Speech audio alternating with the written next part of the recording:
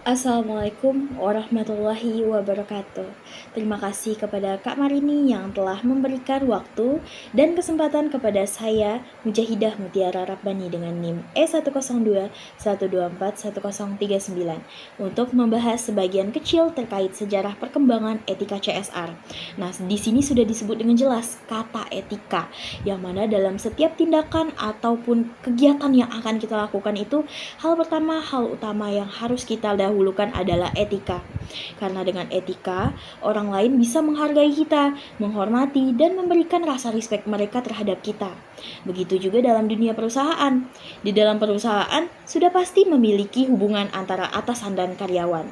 Nah, tentunya setiap orang itu ingin memberikan kontribusi terbaiknya saat mereka bekerja. Maka profesionalisme itu dibutuhkan dalam perusahaan. Nah, sikap loyalitas dari karyawan itu sudah menunjukkan sikap etis positif terhadap perusahaan tempat mereka bekerja. Nah, pemberian kompensasi adalah faktor penting yang menentukan kesetiaan karyawan terhadap produktivitas mereka. Nah, di saat ini, di era persaingan global yang semakin kompleks, serta kemajuan teknologi yang pesat sekali, penerapan prinsip etika bisnis dalam pengelolaan sumber daya manusia itu menjadi hal yang penting, hal yang krusial. Kenapa?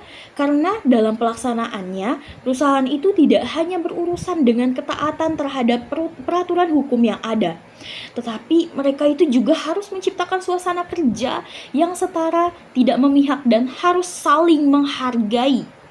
Nah, di dalam literatur review yang saya baca, ini tentang penerapan etika bisnis dalam pengelolaan sumber daya manusia, di mana penulis itu menggunakan teknik analisis yang bersumber dari literatur sekunder yang mencakup dokumen-dokumen hasil penelitian. Nah, kemudian hasil identifikasi semua data ini disusun menjadi literatur yang kemudian diinterpretasikan dan disintesis untuk memperoleh gambaran menyeluruh mengenai praktik-praktik etika yang efektif dalam pengelolaan sumber daya manusia. Nah, strategi yang direkomendasikan oleh penulis ini antara lain dari penguatan sistem pengawasan berbasis teknologi digital. Nah, ini itu direkomendasikan karena teknologi itu dapat meningkatkan efisiensi, sudah pasti cepat dan akurat dalam mendeteksi penyimpangan. Sistem digital seperti monitoring real time atau data analytics juga mampu mengurangi kecurangan yang biasanya terjadi pada pengawasan manual. Nah, terus juga ada optimalisasi fungsi audit internal. Ini penting karena audit internal itu berperan sebagai early warning system dalam organisasi atau pekerjaan atau perusahaan. Nah, jadi fungsi itu lebih optimal. Audit itu bisa memastikan setiap proses sudah sesuai standar. Mendeteksi ketidaksesuaian itu lebih cepat, tentu karena teknologi digital kan, serta memberi rekomendasi perbaikan sebelum masalah menjadi lebih besar. Nah, kemudian pembentukan komite etika yang independen agar pihak khusus itu tidak ada pihak khusus yang terpengaruh kepentingan internal organisasi dalam menilai perilaku dan keputusan. Jadi komite ini bisa membantu menjaga integritas perusahaan, menegakkan kode etik, serta memberikan penilaian yang objektif terhadap pelanggaran etika.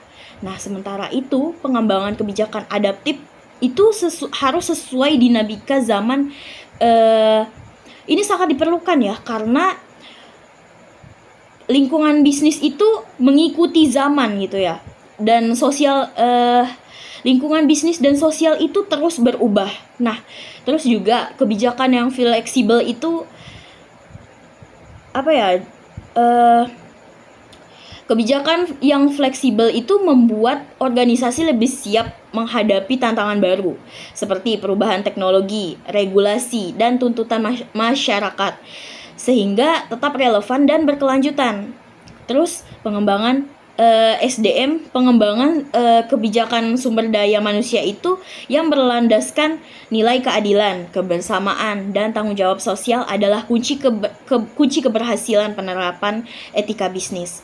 Organisasi yang mampu mengintegrasikan nilai-nilai tersebut ini, semua yang organisasi yang mampu mengintegrasikan semua nilai-nilai yang disebutkan tadi akan lebih siap menghadapi tantangan sekaligus menjaga keberlanjutan reputasi yang berjangka panjang.